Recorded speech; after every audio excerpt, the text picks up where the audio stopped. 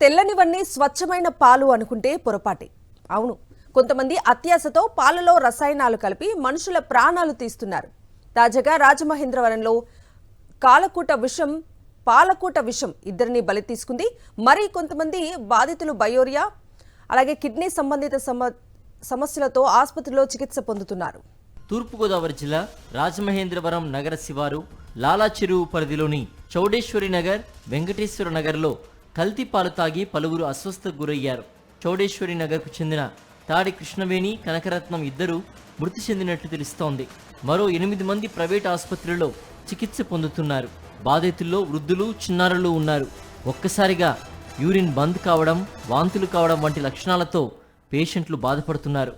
వీరిలో 3 ఏళ్ల చిన్నారికి డయాలసిస్ చేస్తున్నారు. మరో 2 ప్రైవేట్ ఆసుపత్రుల్లో వెంటిలేటర్పై చికిత్స పొందుతున్నారు.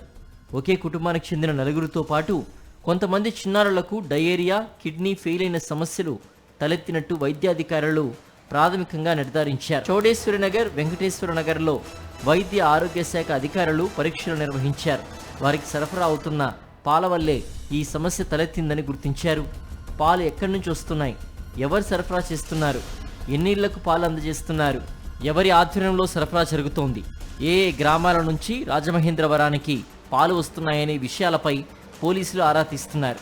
ఈ నేపథ్యంలోనే ఆ కుటుంబాలకు పాలు పోస్తున్న కోరుకొండ మండలం నరసాపురం గ్రామానికి చెందిన గణేష్ను పోలీసులు అదుపులోకి తీసుకున్నారు.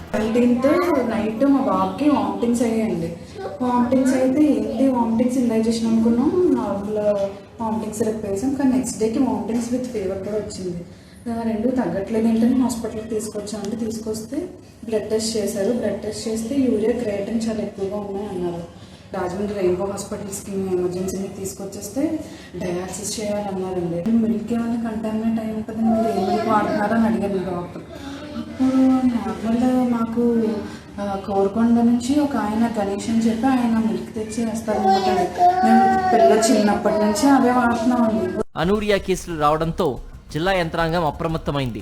చౌడేశ్వరి నగర్, స్వరూప్ నగర్ ప్రాంతాలకు చెందిన 4 వ్యక్తులు అనూరియా లక్షణాలతో స్థానిక కిమ్స్ ఆసుపత్రిలో చేరారు.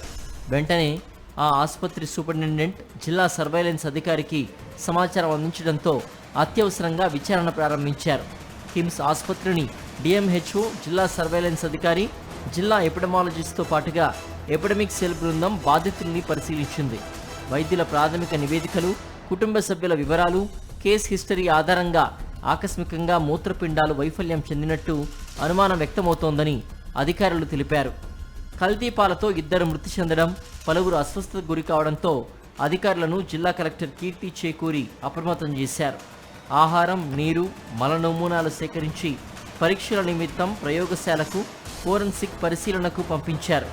అనుమానిత పాల వనరును ఫుడ్ సేఫ్టీ అధికారి పరిశీలించి చట్ట ప్రకారం చర్యలు తీసుకోవాలని ఆదేశించారు.